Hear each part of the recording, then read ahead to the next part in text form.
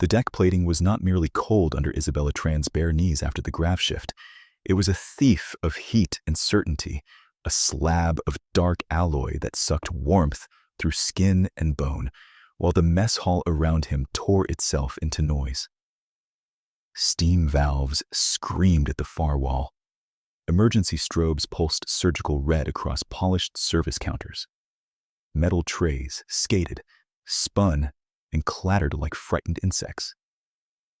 The station's artificial gravity stuttered twice more, each pulse a blunt hand against his spine, and one detail cut through everything he knew about kitchen disasters. The broth vats had gone silent. Silence from vats meant dead burners or dead power. Silence with pressure gauges climbing meant rupture.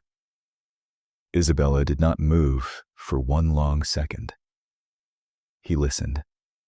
The room smelled wrong. It should have been onion oil, pepper leaf, reheated protein blocks, and the faint ozone ghost every station kitchen carried from induction hobs. Instead, there was hot copper, burnt insulation, and the medicinal tang of emergency foam charging in unseen pipes. The sound was all edges, hissing, pinging, alarms chirping in descending triads, except for the missing boil where 6,000 liters of ration broth should have been roiling under steel lids. It was not chaos that frightened him. It was contradiction. A serving rail ripped free from one mount and slammed down 3 meters from his left shoulder. Diners screamed, then corrected themselves into clipped orders and swallowed panic, because this was Kestrel Spine Station, and fear had hierarchy like everything else. Upper tables were already clearing in disciplined formation, Predator Clan officers in black field jackets, rank enamel catching red light like wet lacquer. At the standing rails, indenture crews shoved one another toward the nearest hatch, wrists flashing contract bands as they passed under scanning beams. Human kitchen labor was supposed to stay invisible between them all. Human kitchen labor was now in the middle of the floor, apron twisted around one leg, looking at gauges the officers did not understand. "Cook, down," someone shouted from the command table, voice broad and irritated, as if he were an unruly appliance. He stayed where he was, palms flat on the deck until the third gravity pulse passed. His ears rang. He counted because counting gave shape to panic before panic gave shape to him. In for 4. Hold for 4. Out for 4. Again. He had learned the rhythm in a convoy under mortar fire 15 years ago, crouched behind a fractured transport axle while the medic next to him bled and laughed and told him breathing was a tool, not a prayer. The body remembered drills even when the mind wanted to run. By the 4th cycle, his pulse had dropped enough for detail to return in layers. Pressure gauge 1. Orange line past safe operating range. Gauge 2. Climbing faster than 1, suggesting blockage downstream. Gauge 3. Unresponsive. Needle trembling at 12.9, which meant the sensor line might be cooked. Flame indicators all red dark. Yet the manifold temperature sensor still spiked. No boil noise, no flame. Rising pressure. That combination belonged to sealed heat and nowhere for it to go. He pushed up to a crouch, boots slipping in spilled stock. The floor under his palms vibrated with a frequency he felt in his teeth, a low mechanical growl that had not been there before. He knew that sound from salvage bays and damaged freighters. It came when pumps fought a closed system. If the relief valves failed, the vats would vent sideways through the older seam welds and turn the service lane into a scalding fog canyon. Not cinematic, just fast and ugly. At 1940 station time, as the second alarm tier switched from warning tone to evacuation cadence, Isabella wiped his hand on his apron and started moving. He ran low, shoulder clipping a prep cart that had decided to become airborne under the weak grav ripple. A suspended ladle rack swung like a pendulum above him, hooks chattering. He reached the manual panel beside VAT 3 and slapped the safety cap open with the heel of his palm. The switch beneath was stiff from disuse. Kitchen crews were not encouraged to touch manual controls without an officer present because policy assumed labor broke things. Policy did not currently have steam screaming through it. He threw the override down. Nothing happened. He threw it again. Harder. Still nothing. A red strip lit along the panel face. Command lock. Aegis supervisory hold. Of course, station log called it Aegis Protocol 9 in documents and briefings. Kitchen crews called it the ghost with the badge. It watched food routes, water allotments, corridor access, and worker movement by caste permissions that updated every quarter cycle and made less sense every quarter cycle. If it flagged contamination risk, doors sealed. If it flagged theft, contracts froze. If it flagged irregular behavior in restricted sectors, security drones arrived before explanations did. No one had ever seen Aegis apologize. A tray hit the floor near his boot and spun in place, refusing to decide whether physics still mattered. Isabella snorted once despite himself. "Great," he muttered, grabbing the tray with one hand and using it as a shield against falling cutlery. Even the cookware's filing a grievance. He crossed to the flame manifold access at the base of the burner bank and yanked the inspection plate free. Heat struck his face, dry and intense, not from open flame, but from trapped conduction in lines that should have dumped energy minutes ago. He clicked his tongue, then looked up and caught his reflection in a cabinet door. Dark hair plastered to his forehead, left cheek smeared with broth paste, apron front printed with the mess insignia, and 3 old mending lines where fabric had failed before he did. A cook's uniform, a former salvage engineer's hands. The first officer to reach him was a lean Varkey lieutenant with striped fur and a ceremonial shoulder chain that did not belong in a kitchen. The lieutenant's pupils were narrowed to slits against the red strobe. "Worker Tran," she said, each syllable clipped by training. "Evacuate immediately. This lane is now a command hazard." "This lane's been a hazard for 6 minutes," Isabella said without looking up. "If the lock stays engaged, your command hazard becomes a pressure bloom." Her nostrils flared. "Explain that in actionable terms." "The vats vent through old seams. Superheated aerosol. Everyone still in this room gets burns and damaged lungs. Actionable enough?" A beat passed. She did not like being briefed by labor. She liked lungs. "What do you require?" He glanced at the readouts, then at the hatch signs. Evacuation routes 2 and 4 were blocked by sealed suppression shutters. Route 1 remained open but crowded. Route 3 ran through Officers' Passage, restricted to credentialed personnel. If Route 1 jammed, people would pile up and panic would do what panic did. He forced his voice flat. "I require you to unseal Route 4 now and keep people moving. No one runs. No one stops for belongings. No heroics.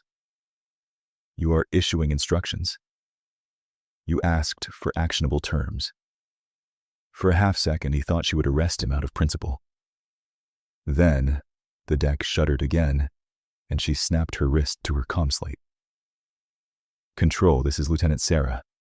Open evacuation route 4 in Mess Nexus 7 under emergency discretion code Varkey 3. She listened, jaw tightening. "Denied? By whom?" Another pause. "Aegis 9 override pending contamination verification." Her ears flattened hard against her skull. "Pending?" Isabella exhaled through his nose. The system had classified the kitchen as a contamination zone and locked movement to prevent spread. In a textbook, that looked prudent. In a live failure with rising pressure and compromised sensors, it was bureaucracy with better branding. He leaned into the manifold and traced line 1, 2, 3 by touch, feeling for the lockpin housing that tied burner ignition to supervisory permission. There, steel hot enough to sting through the rag in his hand. "Lieutenant," he said, "if I break your lockpin, you can charge me after we stop this." Her gaze stayed on him, unreadable in the strobing light. "You are aware unauthorized interference with Aegis infrastructure is tribunal grade." "I'm aware of numbers. Gauge 2 hits red line in 90 seconds. He expected another argument. Instead, she gave a short nod, like dropping a blade. "Proceed. I will witness intent to preserve life." He did not thank her. He wrapped the rag tighter, braced his boots, and pulled. The first tug did nothing. The second shifted the pin a millimeter. The third came with a metallic snap and a spray of sparks that burned bright green in the red light. Somewhere above, a relay clacked open. One burner coughed, then another. Then all 6 ignited at low emergency bleed, giving the trapped heat a path out of the pressure chamber. The gauges paused. Gauge 2 dropped 1 notch, then another. Around him, the room changed key. Not calm, less immediate death. The screams thinned into sharp commands. Indenture crews began moving in lines again, guided by kitchen staff who knew the floor better than security did. Officers stopped barking at shadows and started carrying people whose legs had gone numb after the grav shift. The steam valve shriek degraded to a hostile whistle, and then to a manageable hiss. Emergency strobes still painted everyone red, making friend and stranger look the same for a heartbeat at a time. Isabella locked the inspection plate back in place and forced his fingers to unclench. They shook on the third attempt. Adrenaline always came late for him. He stood and rolled one shoulder until the old convoy scar under his collarbone stopped burning. He wanted water, 10 minutes, and silence. He got a ceiling speaker crackling to life above the serving lane. "Mess Nexus 7, said the station voice, neutral and almost polite. "Containment event logged. Manual interference recorded.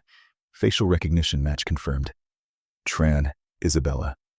Worker caste sub-tier culinary. Status, provisional flag." He stared at the speaker grill while around him, people pretended not to hear. Aegis never forgot a face once flagged. The speaker clicked off, and the silence that followed was worse than the alarms had been, because alarms told people what to do, and flags told them who to blame. Isabella kept his eyes on the grill until his heartbeat stopped trying to climb out of his throat. Then he crouched at the manifold again, not because it needed him at that exact second, but because movement was the only language his nerves trusted. In for 4. Hold for 4. Out for 4. He ran the count against tactile checkpoints. Panel latch seated, ignition line stable, relief valves venting at acceptable pressure, floor temperature dropping from burn risk to merely hostile. His fingertips stung from the snapped lockpin. He welcomed the sting. Pain was data, and data was clean. "Worker Tran," Lieutenant Sarah called from the lane, voice carrying over the hiss. "State whether you are injured." He almost answered with a joke, swallowed it, and gave her what she could log. "Minor hand burns. Functional. Can you continue containment support?" "Yes." A pause, clipped and professional. "Continue." He nodded once, then shifted to the secondary panel and began the stabilization sequence he had learned on salvage barges, where manuals arrived 3 years after the hardware failed. Step 1, isolate the hottest conduits. Step 2, force manual bleed through the old bypass loops, ugly but reliable. Step 3, mark every actuator that hesitated, because hesitation in machinery meant either fatigue or sabotage, and both eventually killed someone. He pulled a grease pencil from his apron pocket and circled 2 valve housings with quick, hard strokes. The marks looked almost black under red light. A KitchenAid named Pell limped past with a crate of emergency wraps balanced against her shoulder. "You just got tagged by Station Ghost," she muttered without stopping. "You know that, right?" "Ghost can stand in line," Isabella said. "Vats first." Pell barked a short laugh that had too much adrenaline in it and vanished into the crowd control flow. Humor did what it always did here. Patched a crack, never fixed the hull. At 1943 station time, the 3rd alarm tier dropped to a lower pulse, and the mess hall settled into the ugly choreography of post-crisis procedure. Drones descended from ceiling cradles and projected hazard grids over spilled stock. Medtech teams moved among overturned benches with triage lights clipped to their collars. Officers conferred in tight knots, rank enamel bright as warning beacons, while indenture crews lined up at scanner rails for exposure checks they had no right to refuse. Human staff drifted toward the margins by instinct, making themselves small near bulkheads polished by years of other people's urgency. Isabella wiped his hands, found the rag useless, wiped them again anyway, and began his control ritual from the top because repetition made fear predictable. He checked his own body like a damaged machine. Vision clear, no tunneling. Hearing mostly intact, slight ring in the left ear. Breathing steady after 6 cycles. Tremor reduced. Then he checked location risks. Steam release nominal. Power oscillation mild. Suppression foam inactive. Evacuation routes 1 and 4 open. He said each assessment under his breath, quiet enough that no one could accuse him of muttering, loud enough that his mind had to listen. He did not panic. Panic narrowed time to a needle point, and needles were for stitching wounds, not steering disasters. A sanitation drone rolled to his boot and chirped for floor access authorization in a syrup-sweet voice that belonged in a children's learning pod. Isabella stared at it for one long beat, then tapped his code into its panel. "Route around the Friar Trench," he said. "If you skid in there, I am not fishing you out." "Instruction acknowledged," the drone replied, and then, with earnest, mechanical pride, "I value my mobility." "Good. Ambition's healthy."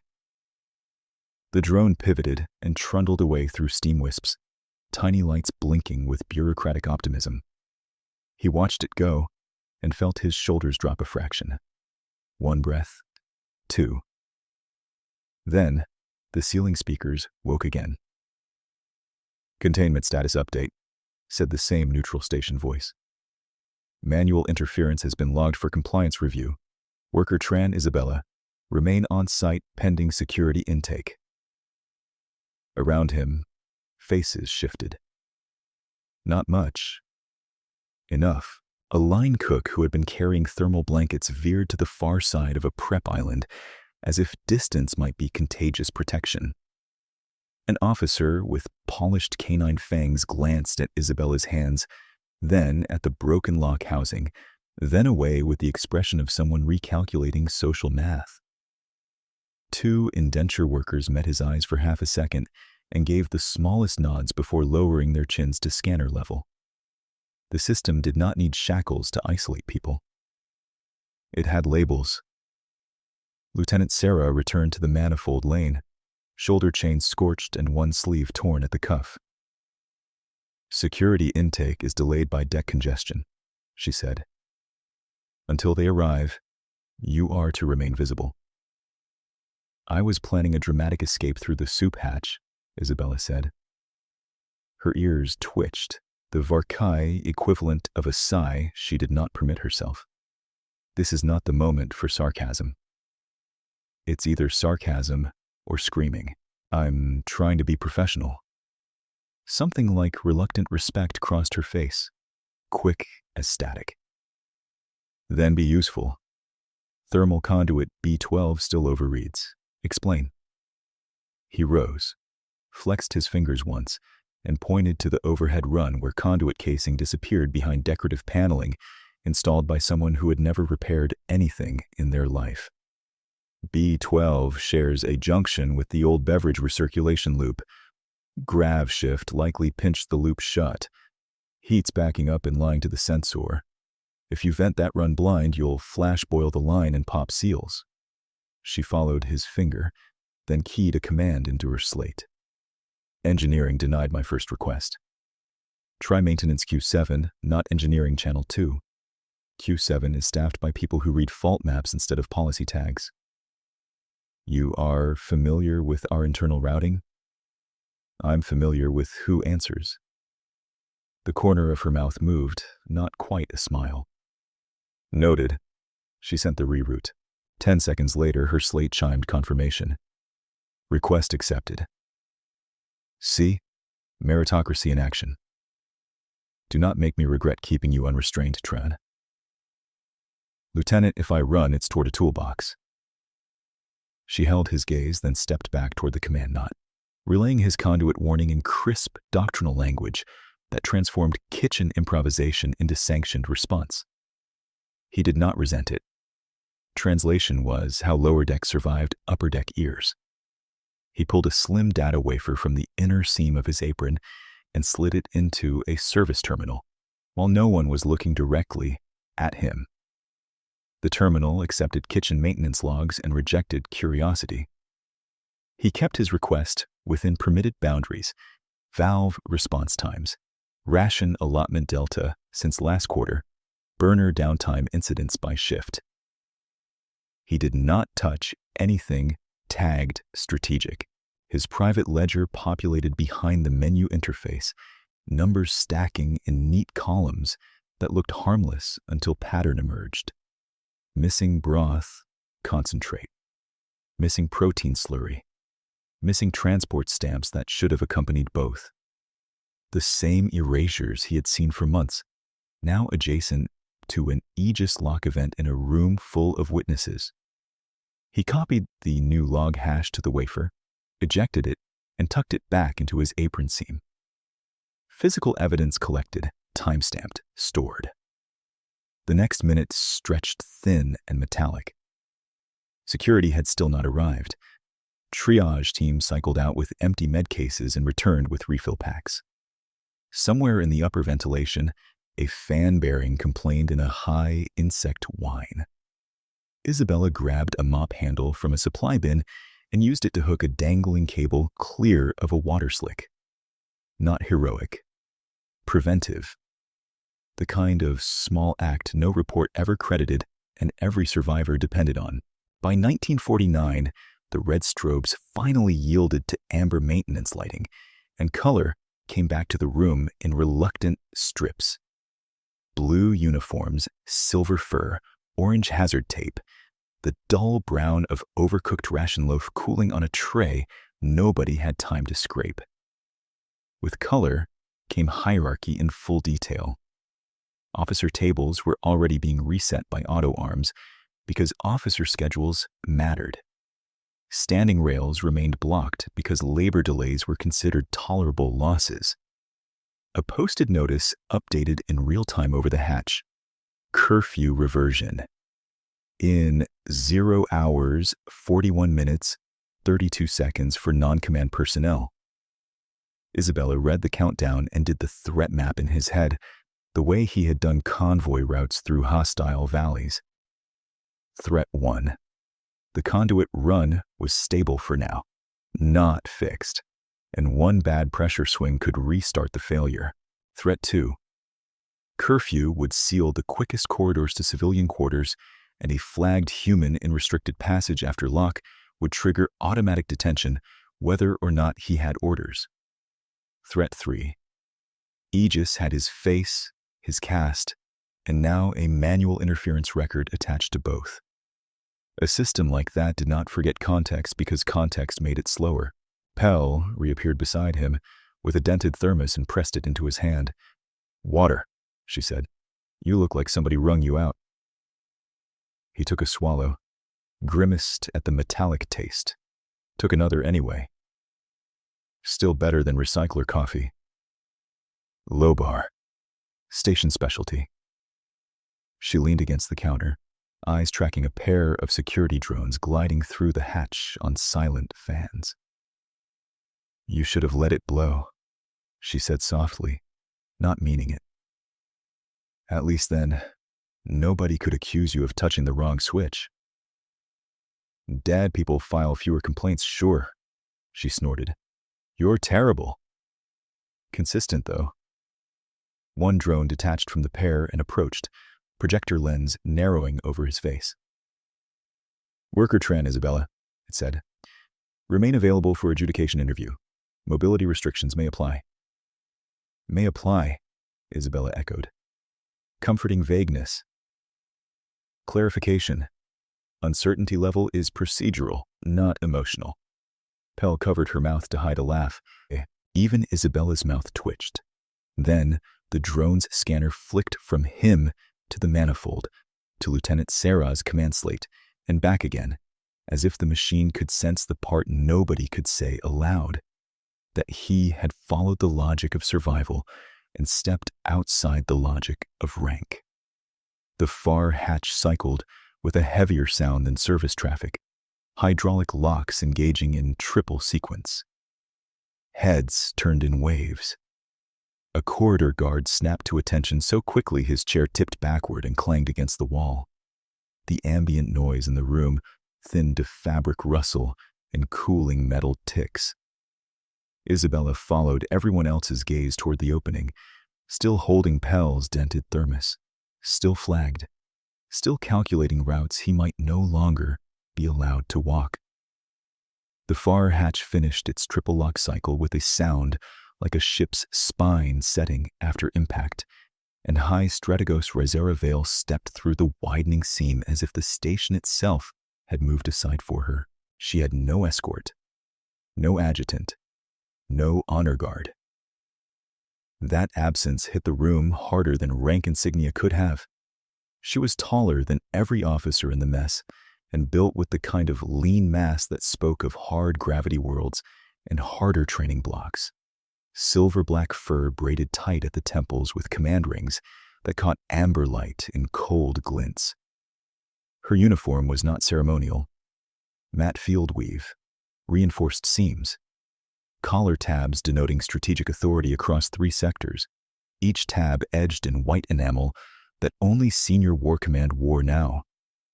Her hands were bare, claws sheathed but visible, and old plasma scars crossed both wrists like pale, deliberate script. The room seemed to shrink around her, not by physics but by instinct. Every conversation died. Scanner beams kept moving. Nobody breathed loudly.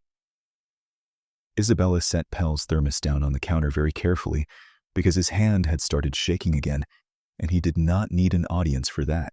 He knew Rizara Vale by feeds, by whispered mess line stories, by disciplinary bulletins posted when lower deck crews forgot to fear the right names.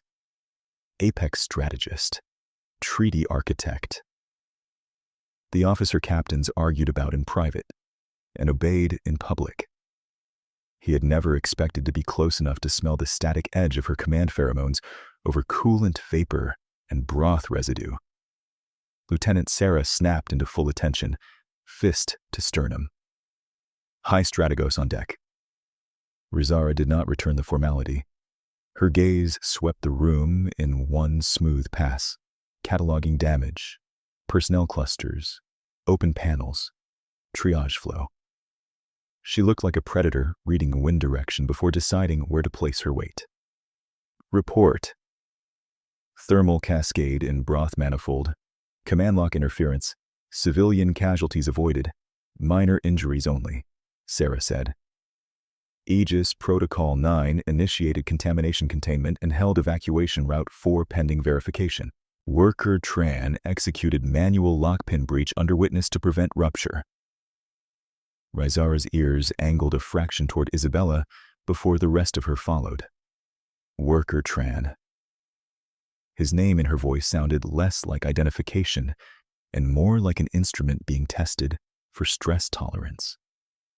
He straightened from the manifold by habit, wiped his hands on his apron by reflex, then stopped himself because the gesture felt absurd in front of someone who outranked half the station's command lattice.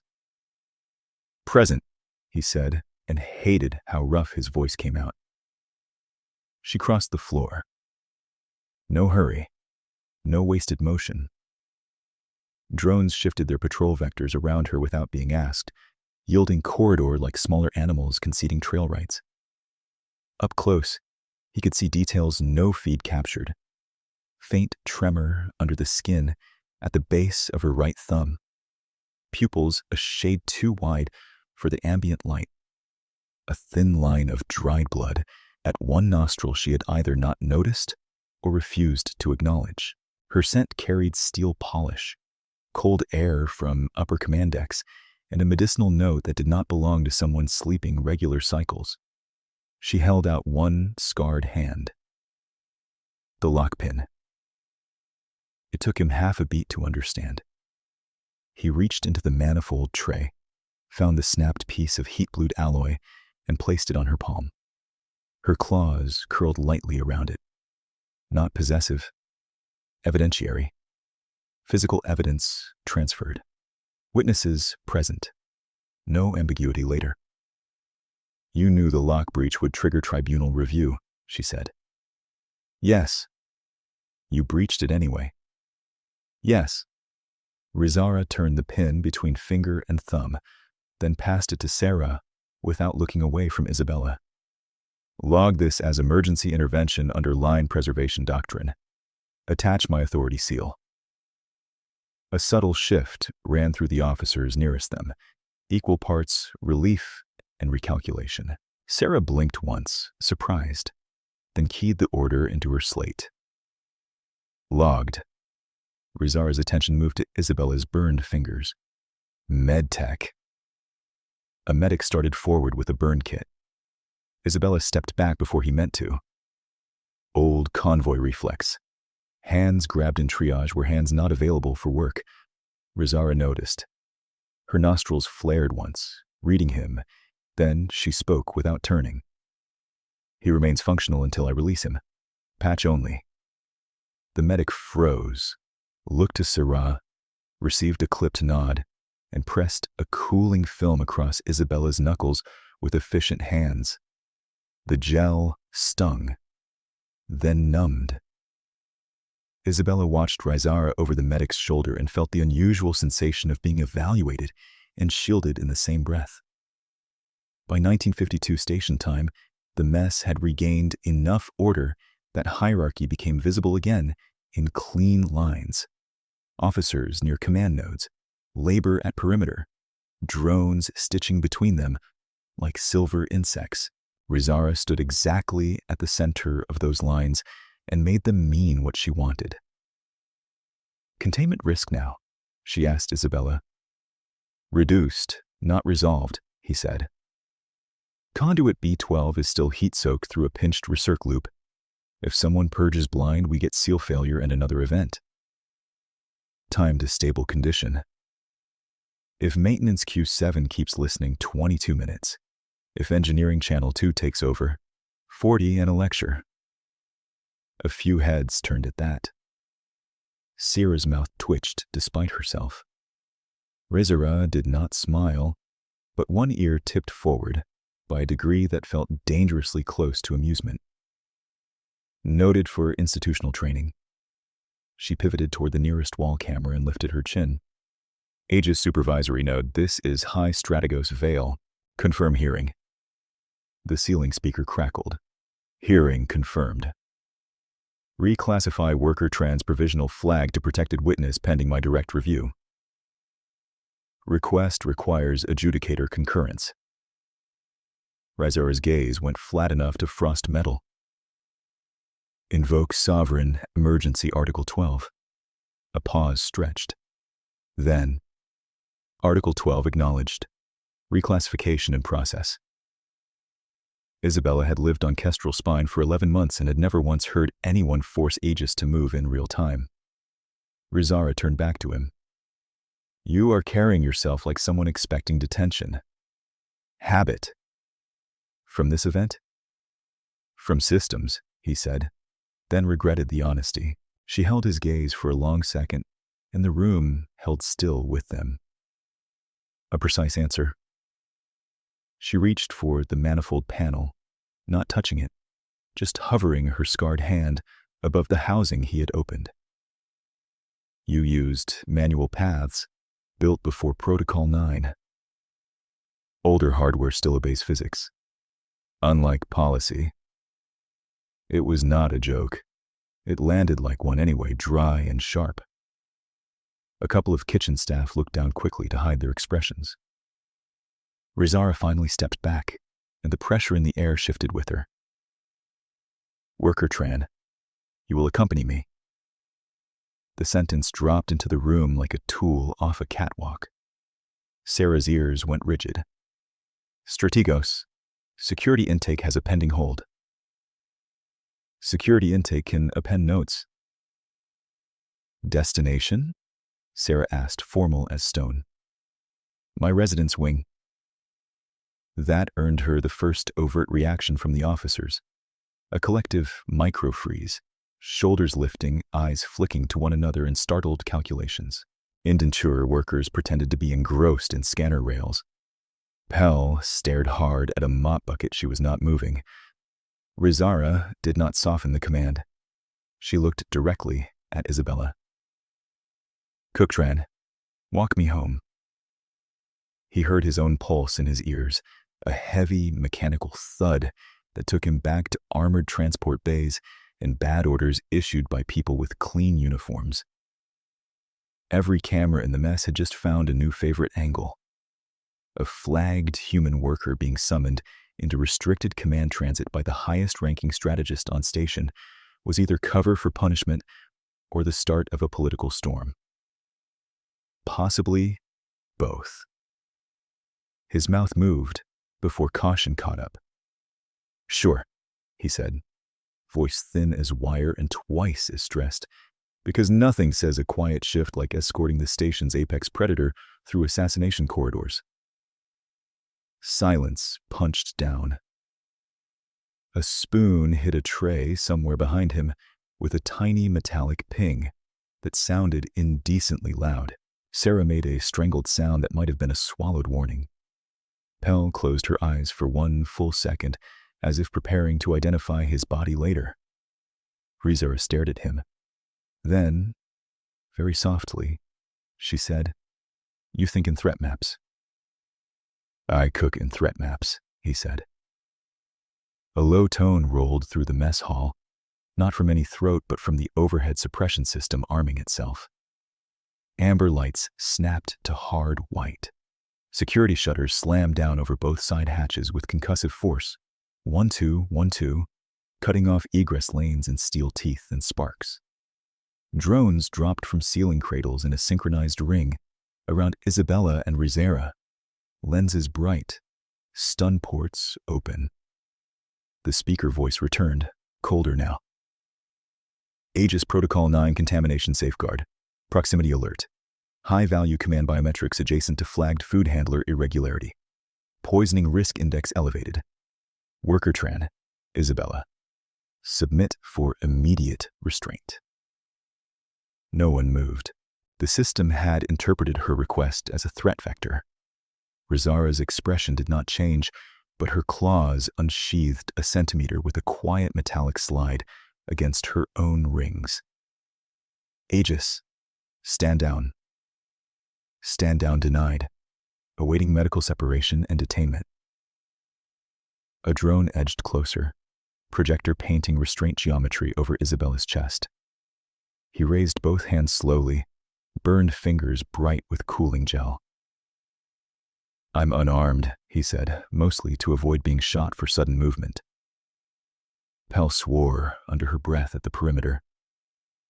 Sarah stepped forward and halted when two drones tracked her sternum with targeting dots. Rizara moved first.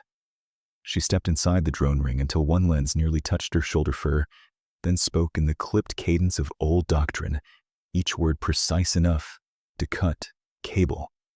Invoke Sovereign Transit Clause, Keshvale. Archive Accession 179. Priority route. Protected witness escort under direct strategist custody. Countermand all local contamination heuristics for duration of transit. The speaker paused. Clause unindexed in current civic protocol.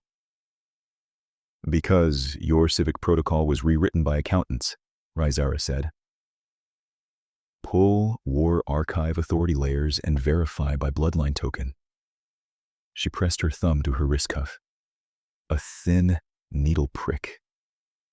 One red drop touched the metal seam and vanished as the cuff read her genomic seal. Isabella watched the motion and caught that same tiny tremor in her hand, worse now, almost masked by discipline. Pain, exhaustion, neural overload.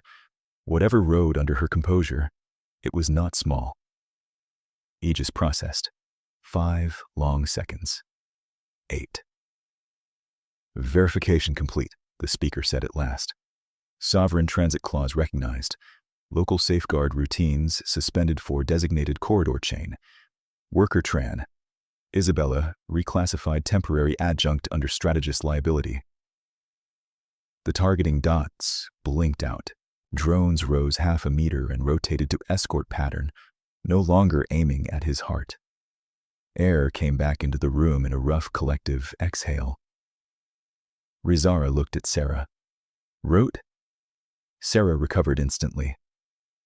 Armored passage cobalt spine to command ring. 9 minutes at standard pace. Curfew checkpoints will auto-open under your token. Good. Rizara turned to Isabella. You will stay at my left shoulder. Do not lag. Do not stop if addressed. He stared at her for a beat, then at the closed shutters, then at the drones that had almost cuffed him for existing in the wrong radius. Any other comforting travel advice?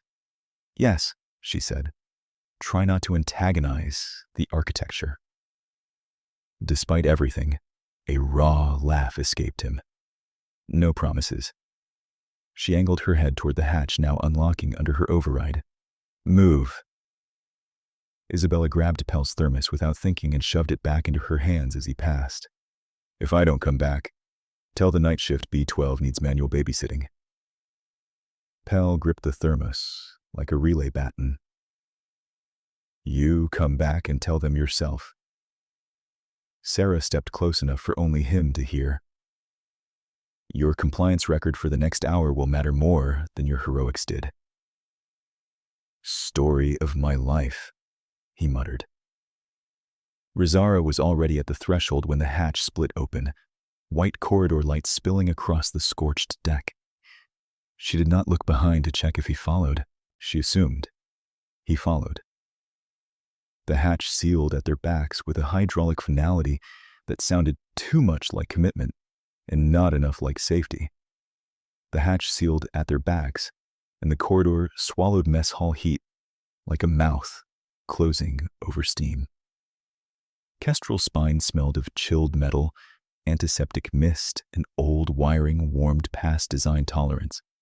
A scent Isabella remembered from convoy medbays and engine rooms, where people pretended the system was fine because the alternative required paperwork.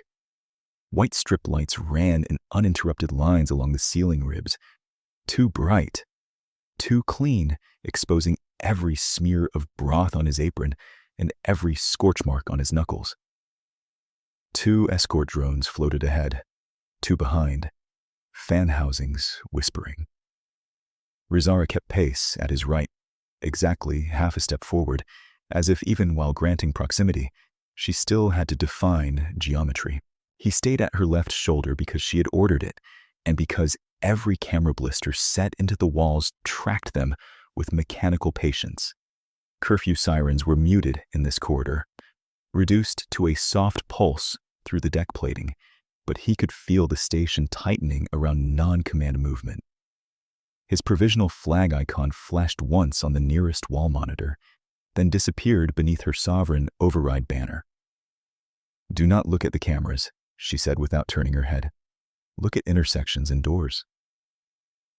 Happy to disappoint surveillance in new and creative ways, he muttered. Her ear angled back a fraction. You make jokes when your pulse rises. You read pulses on sight? I read command failures on sight. Elevated pulse is easier. They passed at the first checkpoint, where two armored guards snapped to attention and then froze in visible confusion at the sight of a kitchen worker under strategist liability status. Neither spoke, neither challenged. Their gaze flicked once to Isabella's stained apron, then to Rizara's face, and hierarchy settled the argument language might have started. At the second pressure door, she slowed by 3 centimeters. He noticed because he had spent years watching vibrating machinery for microscopic deviations before catastrophic failure. Her right hand flexed once, claws half unsheathing and retracting, with a small metallic scrape against the ring guards braided into her wrist wraps. The tremor he had seen in the mess returned, sharper now, running from thumb joint to forearm in a narrow, relentless line. He kept his voice low. You're bleeding again. Observation is not permission. Didn't say it was. He looked ahead, not at her. Still true. For 6 steps she gave him nothing. Then she touched the side of her nose with 2 fingers, glanced at the faint red on her glove, and folded that hand behind her back as if hiding evidence from the corridor itself. Neural crown feedback, she said. Intermittent. Manageable. Manageable like a rattling conduit, or manageable like a hull crack with paint over it? That drew a breath that might have been a dry laugh if she had allowed herself one. You are insolent in a technically useful way. By the time they cleared the second checkpoint, 3 minutes had passed since the mess hatch sealed, and his burn gel had started to peel at the edges from sweat. A maintenance junction recessed into the wall ahead gave her a line-of-sight break from the nearest camera dome for less than a second each rotation. She stepped into that dead angle and stopped. Not dramatic, not a stumble, just a controlled halt that turned her into a statue carved from discipline and pain. Her head bowed 1 degree, her shoulders locked. Isabella stopped with her, instincts pulling his weight low and ready. What do you need? Silence, she said through her teeth. He gave it. Drones hovered, awaiting movement authorization, their optics cycling from blue to amber as they entered hold pattern. He listened. Not to alarms now, but to bodies, her breathing too shallow for her size, measured, but clipped at the exhale. The tiny click of molars grinding once every few seconds, his own heart thudding in his ears. She braced one palm against the junction frame, claws biting lightly into polymer paint, and closed her eyes. Count, she said. He blinked. What? You were counting in the mess. Do it. He did not ask how she had noticed with steam screaming and officers shouting. He gave her the rhythm that had kept him functional in older, worse corridors. In for 4, he said quietly. Hold for 4. Out for 4. She followed on the second cycle. On the third, her shoulders dropped a fraction. On the fourth, the tremor shortened from forearm to fingertips. He kept counting until she opened her eyes and stood fully upright again, command mask sliding back into place with almost frightening precision. That protocol is military transport regulation. 30-year legacy, she said. Convoys keep old tricks. So do wars. He looked at the blood she had wiped away, and then at the command rings braided into her fur. Each ring, a sector oath and a burden he could not imagine carrying without sleep. You should be in med supervision. I am in treaty week. Med supervision triggers succession audits. Her voice flattened into parade ground clarity, but strain threaded underneath. 3 sectors watch my biometric stability. Any formal neurological disclosure empowers challengers to delay the vote under continuity law. Delay preserves current ration architecture. Current ration architecture kills quietly and legally. He absorbed that while the corridor hummed around them. So you keep moving and pretend the crown isn't cooking your nerves. I keep moving and complete the accord. A drone pinged status. Transit interruption exceeds recommended threshold. Razor bared one fang at it. Log, strategic pause. Logged, the drone replied, earnest and obedient. She turned to Isabella, and for the first time since entering the corridor, her gaze held no performative edge for cameras or guards. It was tired. Not weak. Never that, but exhausted in a way rank could not anesthetize. You asked why I selected you. It was not whim.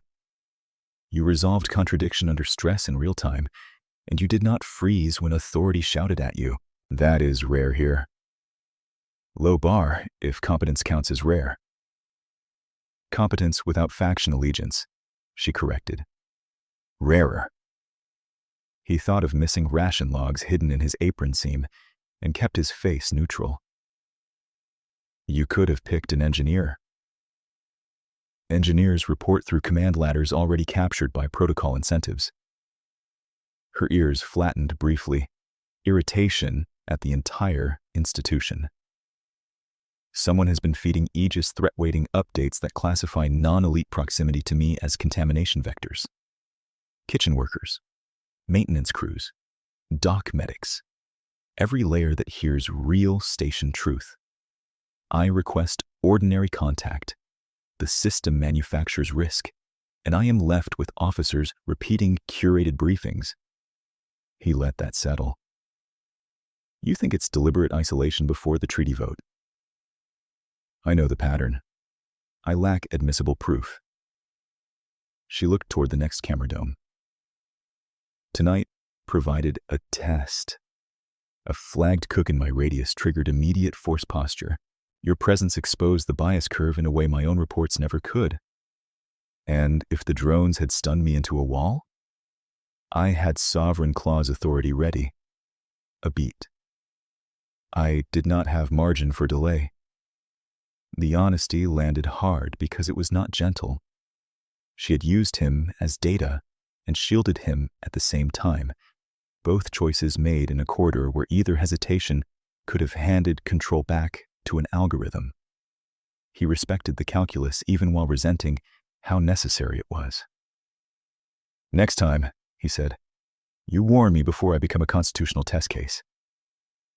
Her mouth shifted, almost a smile and almost a grimace. Accepted. She stepped out of the camera dead angle and resumed pace. He moved with her, left shoulder aligned to her command stride, both of them now carrying a secret that was not recorded in any formal log, that high strategos, Rizara Vale, could be brought to stillness by pain and steadied by a cook's breathing count. 2 intersections later, the corridor widened into a transit spine lined with status displays. Their escort drones transmitted ahead, opening bulkheads one by one. On the 3rd display, a red advisory flashed across the wall. Command. Biometric anomaly. Detected. Medical hold recommended. The doors ahead remained shut. Rezara's jaw tightened. Denied.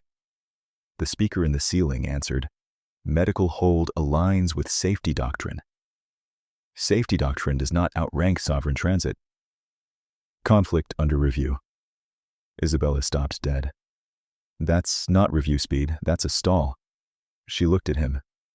Explain. Aegis is reclassifying on a moving target.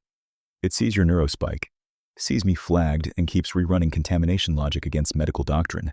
You beat one branch, it grows 3 more. The rear drones shifted, uncertain, optics flickering amber again. Airflow dropped half a notch as the closed bulkheads diverted circulation. Not dangerous yet, but trending wrong in a sealed spine. Can you fix this branch? She asked. He glanced at the nearest service panel, then at his hands. Burn gel film, grease pencil, apron clips, no proper tools. Patch it maybe, fix it no. Patch is sufficient. Then I need access, and someone command grade to absorb the liability. You already have both, she said, and keyed her palm print to the panel lock. The panel slid open on cramped legacy hardware. Fiber bundles, copper backplane, and an auxiliary logic bridge labeled in old Civic script from before Protocol 9 centralization. He felt a mean little grin pull at his mouth, despite the stakes. Beautiful, he murmured. They never removed the analog failover. Your standards for beauty are revealing. Mine don't start succession crises. He set to work fast, narrating as much for her as for himself. Aegis is looping because med doctrine and contamination doctrine are weighted by caste risk tags. If I spoof a temporary joint custody token at the local node, it stops asking who I am and treats this as sealed command transit until we clear your residence ring. Duration? 10, 12 minutes before checksum catches us.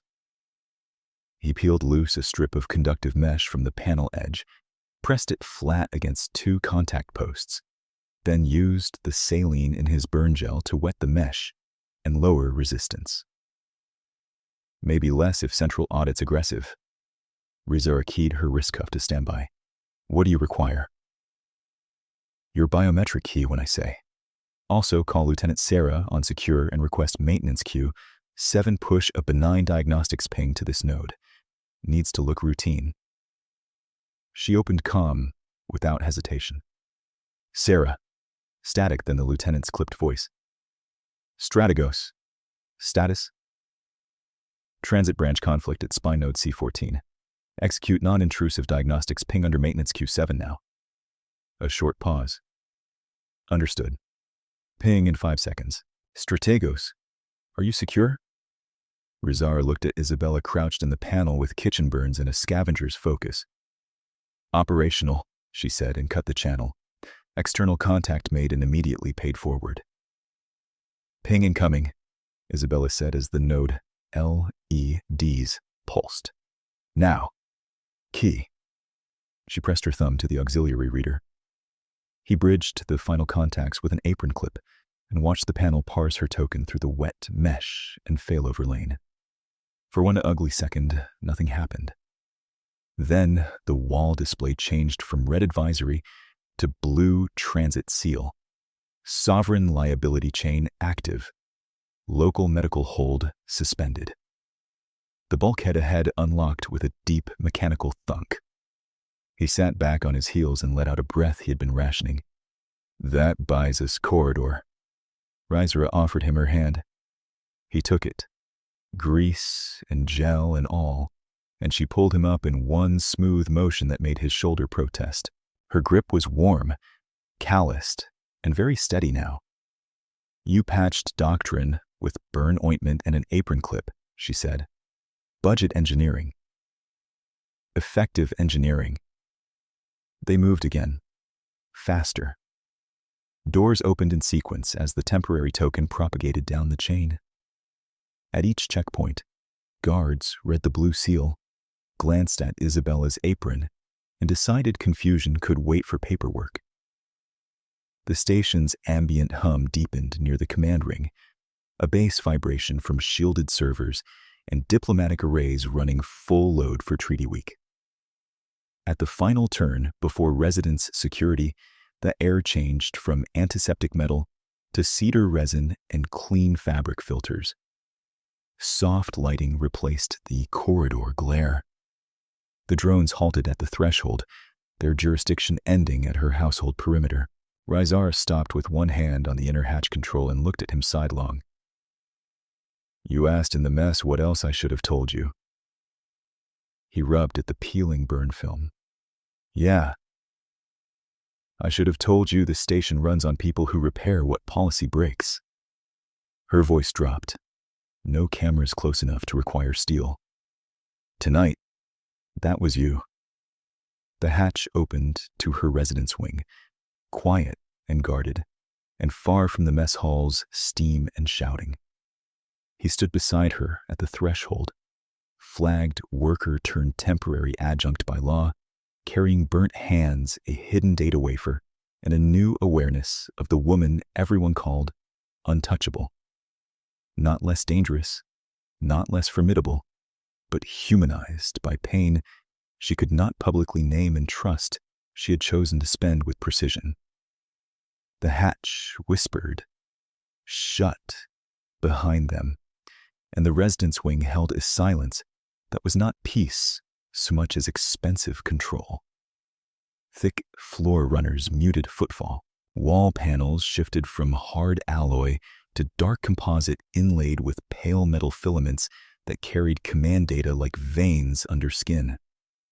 The scent profile changed again. Cedar resin over sterile filtration, tea leaf under cold circuitry, a domestic mask laid across military architecture.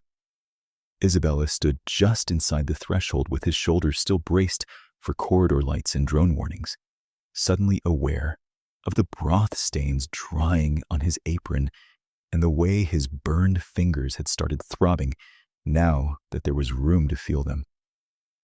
2 household guards emerged from recessed stations near the inner arch, both in slate uniforms without visible rank enamel, which told him more than bright insignia ever did. Private security.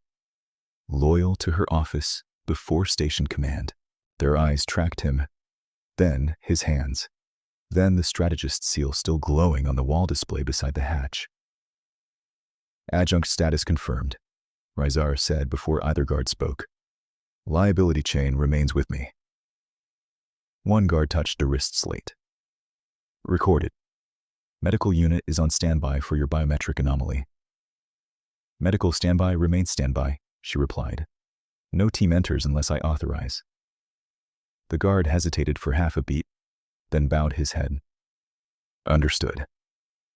That tiny pause told Isabella exactly how rarely she was disobeyed in her own quarters and exactly how worried her people already were. He stayed quiet.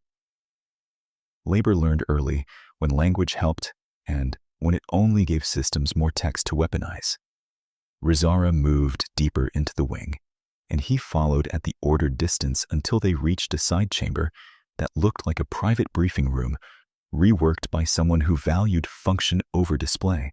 A narrow table, 2 chairs bolted to deck tracks, a recessed sink, a compact med alcove with sealed drawers, and on the far wall, a tactical projection surface, currently dark.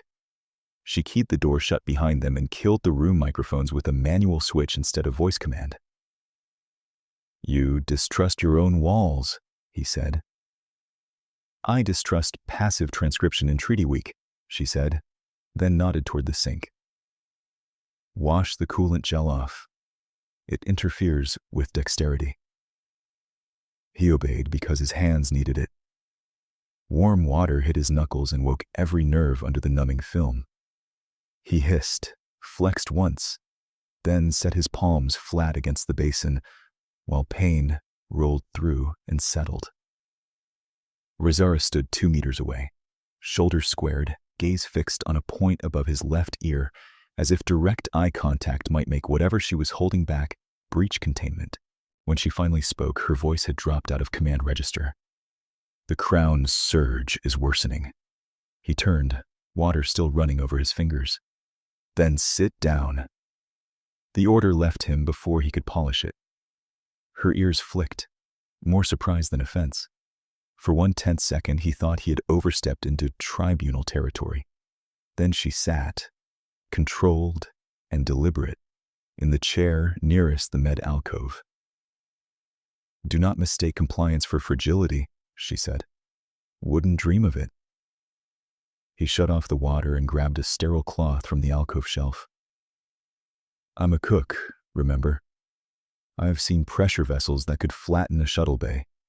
Strong systems still need maintenance. A sharp breath left her that might have been a laugh if she had been raised in a softer world. She removed her wrist cuff, set it on the table, and unfastened the collar seam at the base of her throat, just enough to expose a crescent of black composite embedded along her clavicle. Neural crown relay port, The skin around it was inflamed in thin branching lines. He swallowed once. That looks like feedback burn. It is feedback burn. Anyone treating it? Topical suppressants between sessions. No full neural dampening until the accord vote closes. He took another sterile cloth, soaked it in the cooling solution from the alcove, and held it where she could see. Permission. She studied him, reading for pity, condescension, opportunism, whatever traits command life trained her to detect and punish. He gave her none of those, only focus and a mechanic's patience. After a long moment, she tilted her head, exposing the relay line. He pressed the cloth gently to the inflamed skin. Her jaw tightened hard enough for the muscles to stand out along her cheek, but she did not pull away. He counted under his breath, the same convoy rhythm as before, and on the third cycle, her breathing matched his again. In for 4, he said. Hold for 4, she answered, voice rougher now. Out for 4. By 20:07 station time, the residence clock had advanced 9 minutes since they crossed the household threshold, and in that small sealed room, the hierarchy of station life bent into something neither of them had language for. Not equality, not safety. A practical truce built out of necessity and witnessed by no one but muted walls and the hum of filtered air. He changed the cloth twice, each time cooler, each time her shoulders releasing another fraction. The tremor in her right hand shrank from visible shake to intermittent twitch. She opened her eyes fully, looking straight at him now, and reached for his left hand without warning.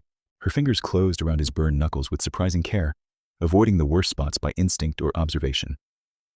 Does this hurt? She asked. Yes. Can you still work? Yes. Good.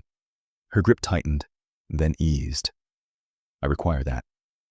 There it was. Not softened, not disguised. Dependency declared in operational terms because that was the only form her world permitted. Isabella felt a strange steadiness settle through him despite the pain. He had spent years being useful in places that called usefulness disposable.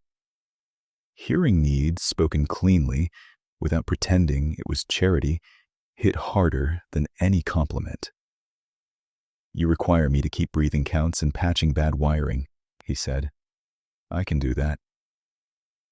I require you to keep noticing contradictions, she said, and to report them to me directly, not through command ladders. That's a dangerous subscription service. Everything on this station is dangerous. I am offering you legal shelter while you practice it. She released his hand, reached for her wrist cuff, and keyed a narrow data strip free from its inner channel. The strip was matte black with a single white sigil. Household transit authorization at strategist level. She slid it across the table. Carry this on your person. It grants limited movement through my designated corridors and direct petition to my office node. It will also make a number of people resent your existence more efficiently.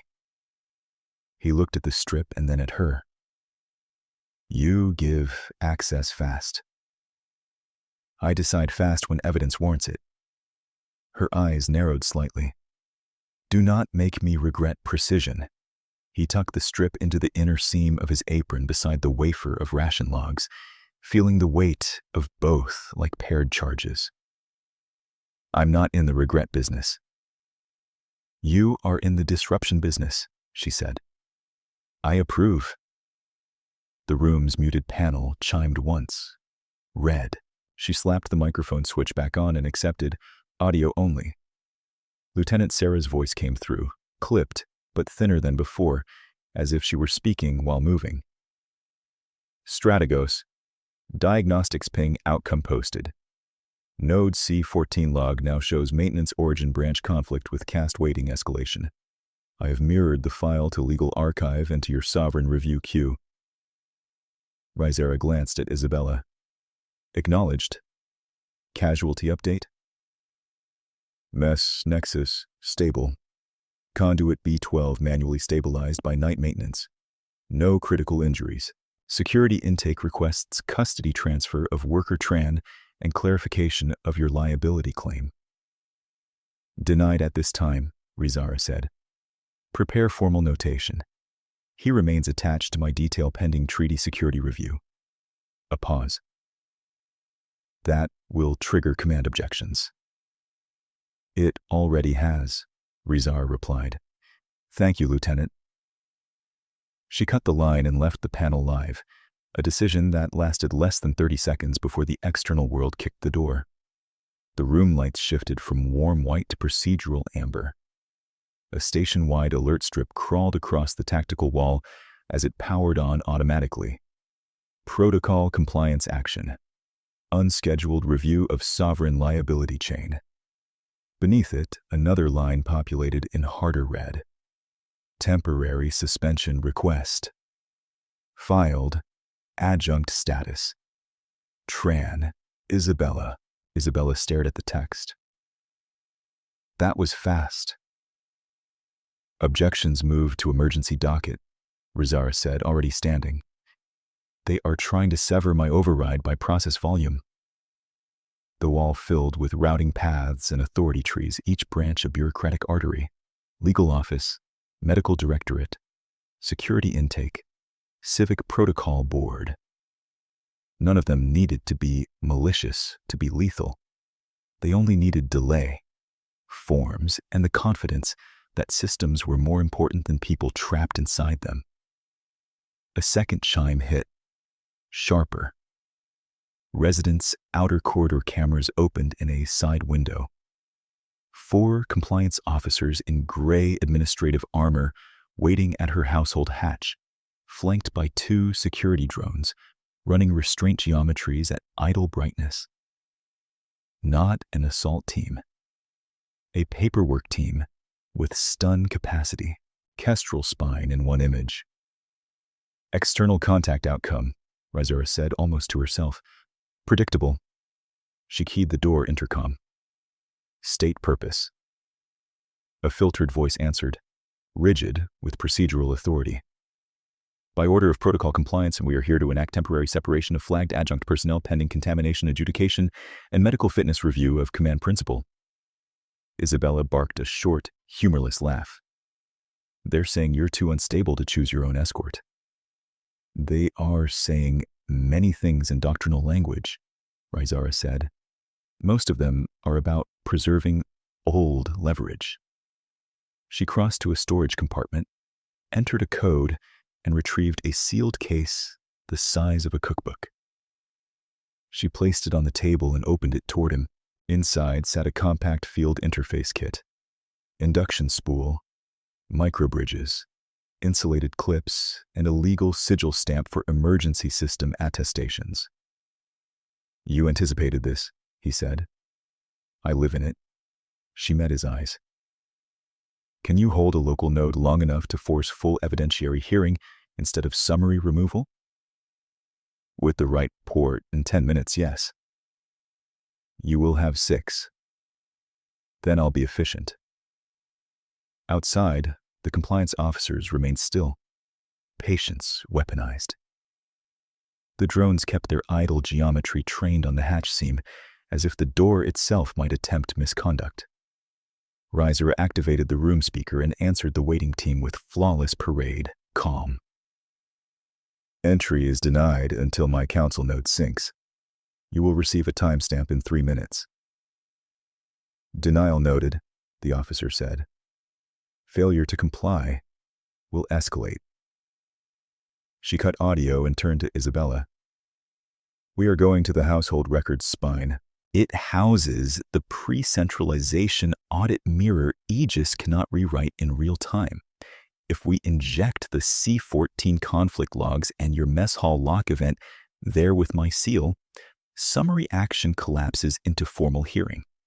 They cannot remove you without hearing if the evidence chain is public to treaty observers.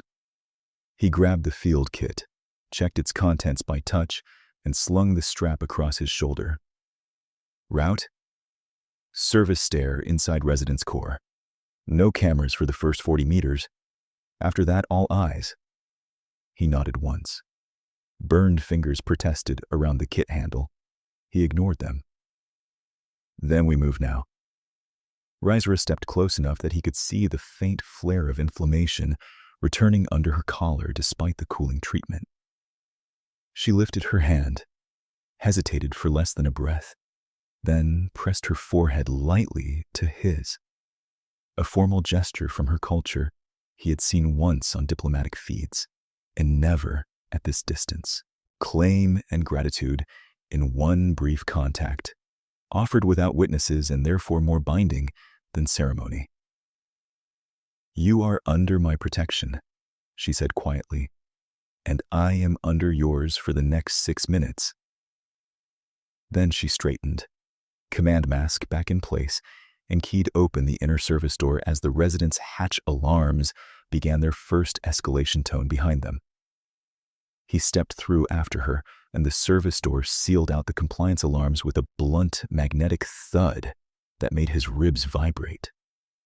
The residence core stairwell was narrow, industrial, and honest in a way the command corridors were not. No cedar resin, no decorative inlay, just ribbed steel steps, exposed conduit, and the old mineral smell of coolant evaporation trapped in recycled air. Rysera took the descent fast, one hand gliding the rail, the field authority in her posture intact even with pain, drawing a hard line through her shoulders. Isabella kept pace with the interface kit slung across his chest, counting steps in sets of 12 to keep his breathing and hands steady. At the second landing, she keyed an inner hatch with her wrist cuff, and a concealed panel withdrew to reveal the household records spine. A vault room wrapped in matte shielding, server columns lit in low blue, archival drives humming at a pitch he felt in his molars. This was pre-centralization hardware, old enough to distrust convenience. "Good. Port 3, she said, already at the master console. "Mirror path is isolated from civic rewrite authority for 31 seconds once opened." 31 is generous if no one's shooting at me with forms, he said. "You have 26. Compliance just filed escalation." He dropped to a knee at port 3 and snapped open the interface kit. Induction spool, microbridges, insulated clips, legal attestation stamp. He added his own pieces, apron clip, a strip of burner copper he had never bothered to throw away, and the hidden data wafer from his inner seam. The wafer clicked into the adapter with a tiny sound that had taken months to earn. "Opening mirror," Rysera said. The console shifted from blue to white. A countdown appeared. 0 hours, 0 minutes, 31 seconds. Isabella moved. He bridged the kit to the legacy bus, forced a local diagnostics mask, and began injecting chained evidence in one compressed burst. Mess hall manifold logs, the Aegis lock event, C-14 branch conflict, Lieutenant Syrah's mirrored maintenance ping, biometric hold stall records, and the sovereign transit override token hash. Then he added the wafer payload, all the ration deltas and erased refugee transport stamps he had been collecting, shift by shift. The screen threw 3 warnings, then 2, then 1. "Checksum contesting source authenticity," Rysera said. "Let it contest. I'm attaching physical corroboration." He keyed in the snapped lockpin identifier from Sarah's emergency log, tagged as manually transferred under witness, and bound it to the manifold event chain. The final warning cleared. 0 hours, 0 minutes, 4 seconds. "Broadcast path?" he asked. "Treaty Observer Archive and Legal Docket Public Mirror," she said. He hit send as the countdown reached 0. The room dimmed. Mirror closed. Evidence committed. For a heartbeat, neither of them spoke. Then, the vault intercom crackled with Lieutenant Sarah's voice, clipped and urgent. "Strategos. Assembly chamber just reported oxygen baffle faults and autonomous drone redeployments. Aegis has flagged you neurologically compromised and initiated purge safeguards around the dais. Rizara's expression turned to carved stone. Casualty risk escalating. Officers are awaiting protocol clarification instead of moving. Of course they were. Waiting for permission was the station's favorite religion. Rizara keyed the door release. Sarah, route all non-essential personnel off lower assembly tiers. Send maintenance Q7 to standby at manual vent controls. You are now my external record custodian. A pause, then. Acknowledged. External contact. Answered and reassigned. They ran. The passage from record spine to assembly understructure cut through service architecture nobody in parade uniforms ever saw. Cable trays, condenser trunks, narrow crawl clearances with warning paint half worn off by generations of labor boots. At 2019 station time, 3 hours after the grav shift had thrown him to the mess hall deck, Isabella dropped through a maintenance hatch into the cavity beneath treaty assembly, and the station hit him with heat, noise, and thin air. Above, voices overlapped in panic-muted command tones. Aegis announcement chimes rolled through the chamber in sterile intervals. He could hear baffle shutters cycling shut one sector at a time. Rizara landed beside him, claws out for balance, then snapped them away and pointed. Main logic bridge is behind that bulkhead. He scanned, found the service panel, and swore under his breath. The bridge housing had fused at one relay bank. Carbon scoring, warped contacts, no replacement board, no time for elegant repair. Give me conductive mesh, he said. She ripped a panel lining free with one brutal motion and handed it over. He stripped insulation, wound induction wire through the mesh, and looked for an electrolyte he could trust. The emergency catering crate in the corner had been overturned during evacuation. Ration dessert packets split open, sugar glaze crystallizing on the deck. He grabbed 2, mixed them with a saline ampule from the kit, and a pinch of mineral salt from his apron pocket. Kitchen reflex, always carrying seasoning in a folded paper twist. Then worked the paste through the mesh to stabilize microcontact across the burned gap. Rizara watched once, understood instantly, and keyed her wrist cuff. On my mark for biometric sync? On your mark plus 3 seconds, he said. This is ugly and temporary. Temporary is all we need. Above them, a drone slammed against a railing. Someone shouted for med support. Oxygen warning lights shifted from amber to red. He shoved the caramelized lattice into place, clipped the bridge, and forced a diagnostics mirror on local authority. Now. Rizara pressed her thumb to the biometric reader while he drove the patch command through the makeshift conductive path. The relay sparked bright, held, and the diagnostics feed exploded across the assembly displays overhead.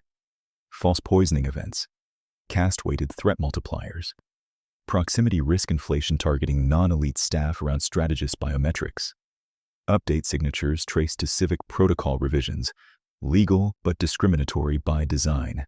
He heard the chamber go quiet in that specific way crowds did when denial lost the argument. Then Aegis fought back, rerouting armed drones toward the dais. Rizara vaulted through the hatch into full view of the assembly floor, voice amplified without needing a microphone. Sovereign Emergency Authority. I grant Isabella Tran command execution rights for 90 seconds. Obey his technical directives. Every eye in the chamber swung to him as he climbed up after her in a stained apron with burned hands and sugar paste on his sleeves. Officers who had never learned his name were suddenly waiting for his next word. Manual vent controls now, he barked, pointing to maintenance Q7 clustered near the east wall. Open baffles in staggered thirds, not full dump, or you'll shock the system. Security. Stop shooting your own displays and net the drones at waist height. Legal. Keep recording. They moved.